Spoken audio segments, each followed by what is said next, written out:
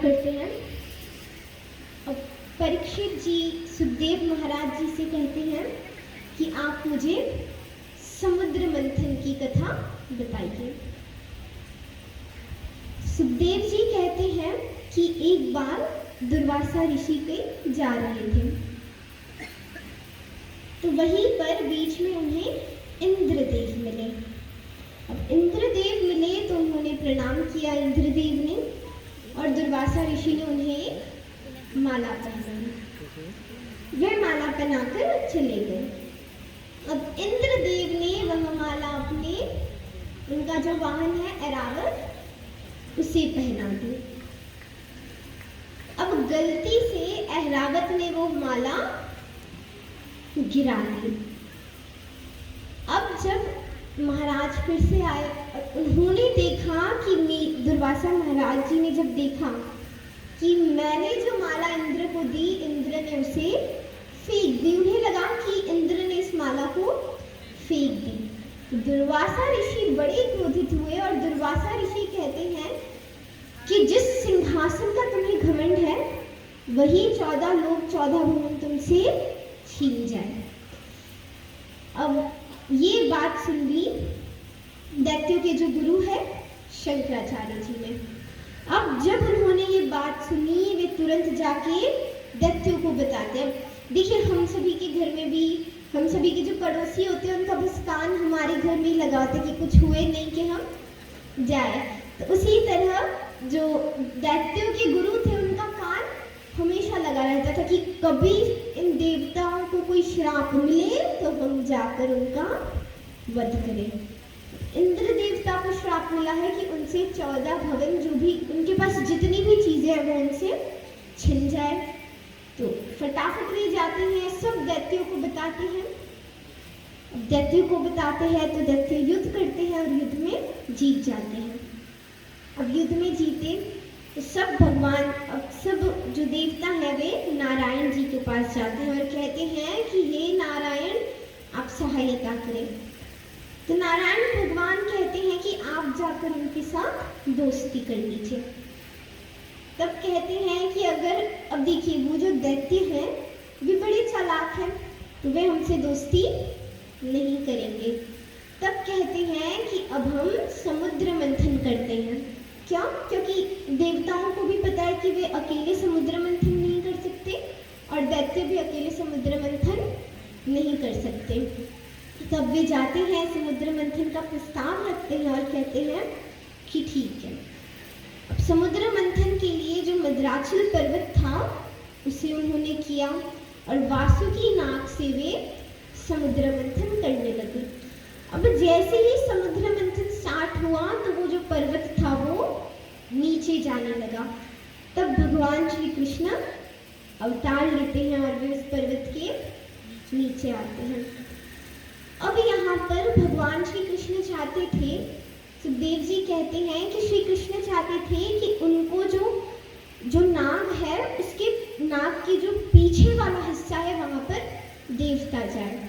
भगवान कृष्ण बड़े चतुर है। वे कहते हैं कि अगर हम जो दानव है उनसे कहेंगे कि हमें इस नाग का पीछे वाला हिस्सा चाहिए, तो जो दानव है वो हमसे युद्ध करेंगे और वो हिस्सा ले लेंगे। तो श्री कृष्ण बड़ी चालाकी से कहते हैं, जोर से कहते हैं कि अरे देवताओं, यहाँ पे मत जाओ, वो जो सांप का जो मुख वाला जगह है तुम वहाँ पे जाओ। अब दैत्यों ने जब ये सुना तो उन्हें लगा कि ये कृष्ण बड़ा चतुर है, जहाँ ये मुख है वहाँ से जरूर कुछ ना कुछ मिल रहा होगा, इस वजह से वो वहाँ कह रहा है। तो जो दैत्य है वे कहते हैं कि मुझे तो, हमें भी यही चाहिए। श्री कृष्ण जो चाहते थे वही हुआ। अब दानव और देवता दोनों एकदम डिफरेंट डायरेक्शंस में जाकर वे मंथन करने लगे। अब वो मंथन करते हैं तो सबसे पहली वस्तु क्या निकली? अब देखिए महाराज यहाँ कहते हैं कि मंथन में जो भी वस्तुएं निकले उसका उपयोग होना चाहिए, आप उसे ऐसे वेस्ट नहीं कर सकते। तो मंथन करते वक्त सबसे पहली वस्तु क्या निकली? विष निकला। अब विष निकला तो किसे पिलाए? तो सब देवता जाते हैं शिव जी के पास। माता पार्वती कहती हैं कि देखिए प्रभु, ये जो देवता है बड़े ही चालाक है, अमृत की बात आए खुद पी ले और विष की बात आए तो आपको पिला दे। अब माता ये चाहती थी कि भगवान शंकर विष ना पिए, तो माता कहती हैं कि भगवान अगर आप विष पिएंगे तो आपकी मृत्यु हो जाएगी। तो शंकर जी कहते हैं कि अगर जन कल्याण के लिए मृत्यु हो भी गई तो कुछ नहीं। अब माता पार्वती कहती हैं कि इनको समझाना तो बड़ा मुश्किल है। तो एक और बात कहती हैं कि आप विष पिएंगे तो विष आपके हृदय में भी जाएगा। देखिए, हम कोई भी चीज़ या कोई भी भोजन ग्रहण करते हैं तो वो हमारे हर जगह जाता है। तो शंकर भगवान कहते हैं कि हाँ, वो मेरे हृदय में भी जाएगा। माता पार्वती कहती है कि आपके हृदय में तो मैं वास करती हूँ, अगर वो विष आपके हृदय में गया तो एक नारी को मारने का पाप आपको होगा। तब भगवान शंकर कहते हैं कि ना ही मैं ये विष बाहर आने दूंगा और ना ही इसे अंदर जाने दूंगा। तो इसलिए उन्होंने विष कहाँ रखा? अपने कंठ में। तो देखिए महाराज, इससे बहुत अच्छी सीख मिलती है कि हम सभी को भी हमारे जीवन में विष पीना ही पड़ता है। अब विष मतलब वो वाला विष नहीं, पॉइजन वो वाला नहीं। विष यानी जब कोई हमारी निंदा करे या कोई हमारे सामने ही हमारी बुराई करे तो उस समय हमें वो विष पीना पड़ता है। अब आगे की जब कथा आएगी तब आप जानेंगे कि भगवान शंकर के कंठ में राम नाम है। तो भगवान शंकर कहते हैं कि मेरे कंठ में विष भी है, पर जब मैं राम नाम के अमृत का पान करता हूँ तो वो विष भी अमृत बन जाता है। यानी कभी भी कोई भी आपको निंदा करे या आपको बहुत तकलीफ पहुंचाए, यानी उस समय आप एक विष पी रहे हैं, फिर उस विष को पीते समय अगर हम राम नाम के अमृत का पान कर ले तो वो विष भी अमृत के समान हो जाएगा। फिर वो जो निंदा और वो जो बातें हैं आप उसे पॉजिटिव रूप में लेंगे कि भाई ये मेरे अंदर कमियां हैं जिसे मुझे सुधारना है। अब एक संत एक और बात कहते हैं इस पर कि भगवान शंकर ने विष यहीं पर क्यों रखा, क्योंकि इसके लिए एक बात कही जाती है कि कभी कभी हमें कोई बात पता चलती है, कोई चीज़ की बड़ी सीक्रेट चीज़ हमें पता चली, तो वे संत कहते हैं कि ना ही वो बात हमें, अगर वो बात सही नहीं है तो ना ही हमें हमारे मुख से निकालनी चाहिए, ना ही हमें हमारे पेट में डालनी चाहिए, क्योंकि पेट में गई तो सबसे पहले वो बाहर आएगी। क्योंकि शंकर भगवान ने भी माता पार्वती को अमर कथा क्यों नहीं सुनाई थी? क्योंकि उन्होंने बात कही थी कि आप माताओं के पेट में बात पचती ही नहीं है। तो इसलिए अगर कोई भी बात हो, अगर आपके अंदर कैपेसिटी है कि आप इस बात को पचा सके तो आप उसे पेट में रखिए, नहीं तो उसे हमें कंठ में रखना है, ना ही उसे बाहर निकालना है और ना ही उसे अंदर डालना है। तो इस प्रकार भगवान शंकर विष का ग्रहण करते हैं, वे विष अपने कंठ में रखते हैं। अब धीरे धीरे समुद्र मंथन से चीजें निकल रही हैं। अब निकलते निकलते माता लक्ष्मी अपने हाथों में वरमाला लेकर आई। तब सब लाइन में खड़े हो गए कि माता हमें हार पहनाएंगी। तो माता जाती है तो सबसे पहले लाइन में दैत्य खड़े थे। तो माता कहती हैं कि दैत्यों का तो विचार ही नहीं करना। और आगे जाती हैं तो देवता खड़े।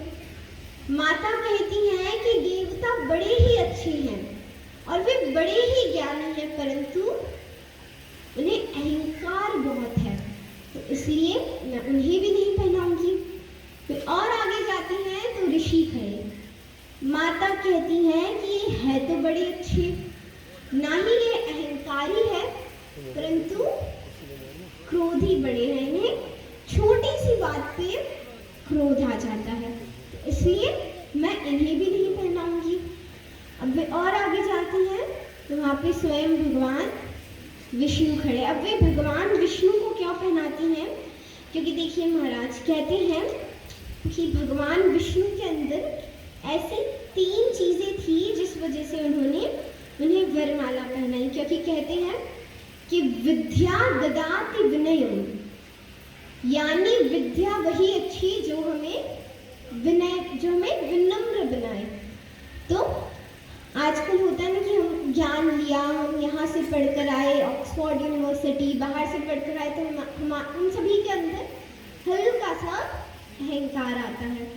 तो माता कहती हैं कि विद्या ददाति विनयम, यानी विद्या वही अच्छी जो आपको विनम्र बनाए। फिर माता कहती हैं कि विनयात याति पात्रतम, यानी अगर आप विनय बनेंगे, विनम्र रहेंगे तो आपको पात्र, यानी हर एक सिचुएशंस को आप अगर देखिए, आपको विद्या मिली तो आप विनम्र बने तो हर एक सिचुएशंस को हमें टैकल करना आ जाएगा। तो विद्या ददाति विनयम, विनयम ददाति पात्रतम। फिर कहते हैं कि पात्रादि धनम, यानी अगर हम पात्र होंगे कोई कार्य के तो उससे हमें धन मिलेगा। तो पात्रादि धनम धनामदि धर्मम, यानी उस धन से हमें क्या करना है? धर्म के कार्य करने हैं। क्या करना है? धर्म के कार्य। और फिर कहते हैं कि धर्मादि जैनम, यानी अगर आपके पास विद्या है, वो विद्या आपको विनम्र बनाती है। विनम्र बनने से आप पात्रता अपने आती है, उससे हमें धन प्राप्त होता है, और धन प्राप्त होता है तो हम दान करें, और जब हम दान करते हैं और अगर ये सब चीजें हमारे पास है तो हमारा जय जयकार होने से तो कोई रोक ही नहीं सकता। अब माता कहती हैं कि ये जितने भी लक्षण हैं, ये सभी लक्षण किन में है? भगवान विष्णु में। तो वे जाकर विष्णु जी को हार पहना देती हैं। विष्णु जी को हार पहना, अब उन्होंने विष्णु जी को हार पहनाया, उसके बाद और कई सारी चीजें निकलती है समुद्र मंथन से। अब समुद्र मंथन से एंड में क्या निकलता है? अमृत निकलता है। अब अमृत निकला तो देवता और दैत्य युद्ध करने लगे कि अमृत मुझे चाहिए, अमृत मुझे चाहिए। तो भगवान कहते हैं कि ऐसे तो काम नहीं बनेगा। तो भगवान एक बहुत ही सुंदर स्त्री का रूप धारण करते हैं, और वो कौन सा अवतार है? जोर से, कौन सा अवतार है? मोहिनी अवतार। तो वे मोहिनी अवतार लेते हैं। अब देखिए यहाँ पे जो दैत्य है वे बड़े कामी हैं, तो वे मोहिनी जी के पीछे पीछे जाते हैं। अब भगवान विष्णु क्या करते हैं? एक लाइन में देवताओं को बिठाते हैं और एक लाइन में दैत्यों को वो मदिरा दे रहे हैं और देवताओं को अमृत का पान करा रहे हैं। फिर सुखदेव जी आगे कहते हैं कि वहां पर एक राहुल नामक राक्षस था, जिसे हल्की सी भनक लग गई कि ये जो मोहिनी अवतार है ये स्वयं भगवान का अवतार है। तो वे फटाफट जाकर बैठ जाते हैं देवताओं की लाइन में। अब वे देवताओं की लाइन में बैठे तो अब भगवान ने गलती से उन्हें भी अमृत दे दिया, और जैसे ही उन्होंने अमृत का पान किया कि भगवान को पता चला ये कौन है? राहु नामक राक्षस है। भगवान अपना सुदर्शन चक्र फेंकते हैं, परंतु अब उन्होंने क्या पिया है? अमृत पिया तो उनकी मृत्यु नहीं होगी। तो उनके शरीर के 2 भाग होते हैं, जिससे एक राहु और एक केतु होता है।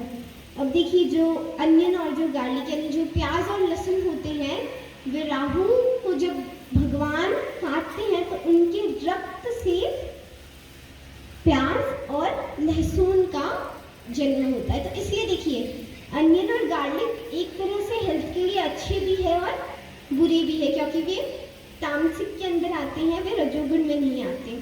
वे अच्छे क्यों हैं?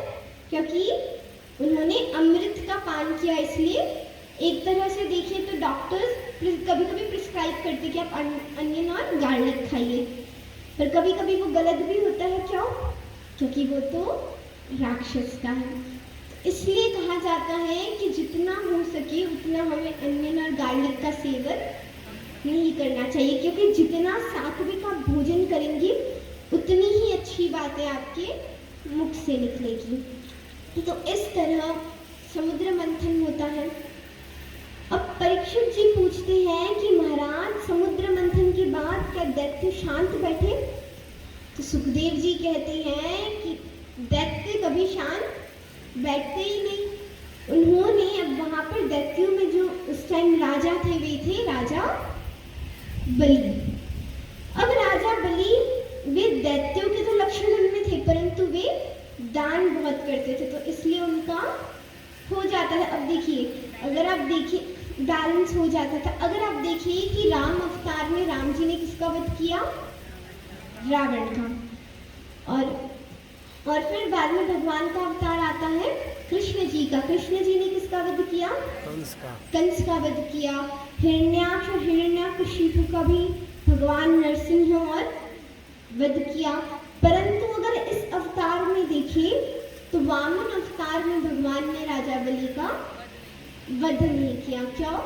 क्योंकि राजा बलि बहुत दान करते थे, पर वे पाप भी करते थे साथ में। अब देखिए, आप आगे की कथा सुनेंगे तब आपको पता चलेगा, क्योंकि अब इस कथा से आप सोचेंगे कि भाई पाप करते जाओ और दान करते जाओ तो बैलेंस हो जाएगा। नहीं, क्योंकि उसके बाद जब हम पाप करते हैं तो एंडिंग में हमें इतना जो हमारी जो डेथ होती है ना वो बहुत ही खराब होती है, और डेथ के बाद की भी जो हमारी लाइफ होती है वो बड़ी खराब जाती है। तो इसलिए इस कथा से ये सीख ना लें कि हम दान करते जाएंगे और पाप करते जाएंगे, नहीं। तो राजा बलि बहुत दान करते, तो एक बार वे यज्ञ कर रहे थे। अब यज्ञ जैसे ही स्टार्ट होने गया वैसे ही वामन भगवान आते हैं और कहते हैं कि मुझे 3 पग धरती चाहिए। अब पीछे से उनके गुरु कह रहे हैं कि तुम मत दो, पर राजा बलि अपने अहंकार में कि मैं तो दूंगा, मेरे अब 3 पग धरती ही तो मांग रहे हैं। तो पहले पग में पूरे पृथ्वी को नापते हैं, दूसरे पग में पूरे ब्रह्मांड को। अब वो पूछा कि मैं मेरा तीसरा पग कहाँ रखूं? तो कहा कि आप तीसरा पग मेरे सर पे रखिए। तो इस वजह मतलब इतने विनम्र हो गए कि आप अब मेरे सर पर ही अपना तीसरा पग रख दीजिए। तो इस तरह वामन भगवान के अवतार की कथा होती है। अब राजा परीक्षित पूछते हैं कि आपने मुझे इतनी कथाएं बताई जिसके अंदर मनुष्यों का भगवान ने कई उद्धार किया, कि अजामिल का किया, राक्षसों का किया, परंतु क्या कोई ऐसी भी कथा है जिसमें भगवान ने कोई पशु या पक्षी का उद्धार किया? तो सुखदेव जी महाराज कहते हैं कि यह कथा है ग्राह और गजेंद्र की। अब ग्राह यानी जो समुद्र के अंदर क्रोकोडाइल्स होते हैं वो। तो गजेंद्र जी थे वे हाथी थे। वे एकदम सुंदर, एकदम वाइट कलर के थे, और उनके केवल सुगंध मात्र से जो शेर होता था वह भी डर के भाग जाता था। तो इतना ज्यादा उनके अंदर पावर था कि केवल उनकी स्मेल से ही जो लायन होता था वो भाग जाता था। तो एक बार वे गए अपने बच्चों के साथ, अपनी पत्नी के साथ नदी में वे क्रीड़ा करने लगे। अपने बच्चों पे पानी फेंके तो बच्चे खुश हुए, बच्चे कहे कि और फेंकिए। पत्नी पे पानी फेंके तो पत्नी हल्का शर्माए, तब वे ऐसे ही कर रहे हैं। अब गजेंद्र जी जो है वे हाथी है, तो हाथियों को पानी में बहुत अच्छा लगता है, तब वे कर रही हैं। अब करते करते वहां पर एक ग्राह आया जिसने गजेंद्र जी का पैर पकड़ लिया। अब देखिए, ये कथा किसी और की नहीं है, ये कथा हम सभी की ही है। वह जो गजेंद्र है वह कौन है? हम हैं। और वह ग्राह कौन है? काल है। अब जैसे ही काल ने गजेंद्र का पैर पकड़ा तो गजेंद्र ने सोचा कि मेरे सुगंध मात्र से अगर शेर जा सकता है तो ये क्या है, इसे मैं ऐसे हटा दूंगा। पर वैसा हुआ नहीं। अब जैसे मैंने कहा कि गजेंद्र कौन है, जोर से बोलिए, गजेंद्र कौन है? हम हैं। और ग्राह कौन है? काल है। तो अगर आप देखें तो काल सबसे पहले हमारे पैरों को पकड़ता है कि हम क्या कहते हैं कि अरे मारो गोडो, देखो मारो। और मेरी मारवाड़ी इतनी अच्छी नहीं है, पर हिंदी में हम कहते हैं कि मेरा पैर दुख रहा है, यानी वो सबसे पहली निशानी है काल की। अब देखिए, जब काल आता है तो काल 4 घंटियां बजाता है। सबसे पहली घंटी होती है कि हमारी आंखें कमजोर हो जाती है, पर हम तो बड़े एडवांस टेक्नोलॉजी के, हम कहते हैं कि अरे ये काल है, ये हमारा कुछ नहीं करेगा, हम लेंसेज डलवा देते हैं। अब जो दूसरी चीज है वह है हमारे बाल व्हाइट हो जाते हैं। उसका भी सोल्यूशन हमने निकाला। उसका क्या सोल्यूशन है? डाई कर दो। अब देखिए, नरसिंह मेहता की कथा जो नानी बायरो मायरो होता है, वो आप सभी ने सुनी होगी। उसके अंदर एक छोटा सा इंसिडेंट आता है कि भगवान नरसिंह जी इतना भगवान को बुलाने लगे कि इंद्रदेव वहां पर आए। अब इंद्रदेव आए तो वहां पे जो लोग, अब देखिए उस समय ऐसे वाले कलर नहीं होते थे कि आप एक बार लगाइए, हेयर वॉश करिए और वो आपके बालों में रहेगा। उस टाइम एक ब्लैक कलर होता था जो लगाते थे, और अगर पानी गिरा तो हल्का हल्का वो उतरे। अब वहां पर जब जोर से बारिश हुई तो सब वहां खड़े, अब सबके बालों से वो ब्लैक ब्लैक उतरने लगा। और फिर पता चला कि कौन भाई है और कौन जीजा है, कौन दादा है, कौन नाना है। हम समझ रहे थे कि ये तो हमारा भाई, पर निकले कौन वे? हमारे दादा निकले। तो इसलिए काल की दूसरी निशानी क्या है? हमारे जो बाल होते हैं वो वाइट हो जाते हैं। तीसरी ये है कि हम अच्छे से चल नहीं पाते, लड़खड़ाते हुए चलते हैं। फिर भी हम आजकल थेरेपीज में जा जाकर योगा कर कर कर अपना स्टैमिना बढ़ाते हैं और कहते हैं कि भाई काल तुम अब भी हमें नहीं पकड़ सकते। फिर आता है कि हमें सुनाई बहुत कम देता है, बोले कुछ वो सुने कुछ, इसलिए बोलिए ही उल्टा ताकि वो सुने ठीक। तो उसके लिए भी हमारा इलाज आ गया कि हम ईयर्स के अंदर वो मशीन आती है वो डालते हैं जिससे हमें क्लियरली सुनाई देता है। तो भगवान हमें 4 बार चेतावनियां देते हैं कि अरे अभी तो सुधर जाओ, ये हो गया वो हो गया, पर हम सब क्या है तो इसका सोल्यूशन निकाल देते हैं। हम कहते हैं अरे ये हमारा क्या करेगा, गजेंद्र की तरह। अब गजेंद्र ने भी कहा कि ये तो ग्राह एक क्रोकोडाइल है, ये मेरा क्या करेगा। तो उनका कई वर्षों तक युद्ध चला। कहते हैं कि उनका 1000 वर्षों तक युद्ध चला। अब यहाँ पे देखिए तो जो वो ग्राह है वह पानी का एनिमल है, और यह जो एलिफेंट है, यह जो गजेंद्र जी है, वे यहाँ पे वे चलते हैं, वे लैंड के हैं। तो पानी के अंदर उनकी शक्ति धीरे धीरे कम होने लगी। अब वे अपनी पत्नी को बुलाते हैं कि अरे तुम आओ मेरी मदद करो। उनकी पत्नी कहती है कि मैं आ तो जाऊं, मदद तो कर दूं, पर क्या पता वो ग्राह आपका पैर छोड़कर मेरा पकड़ ले।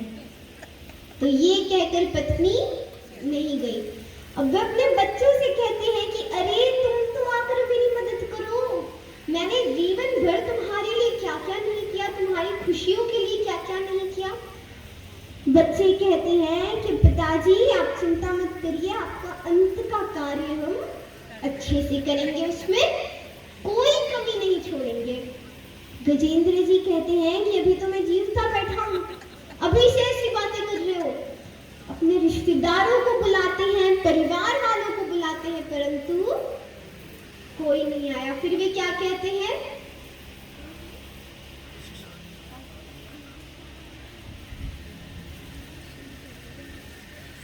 फिर वे जोर से चिल्लाकर क्या बोलते हैं कि हे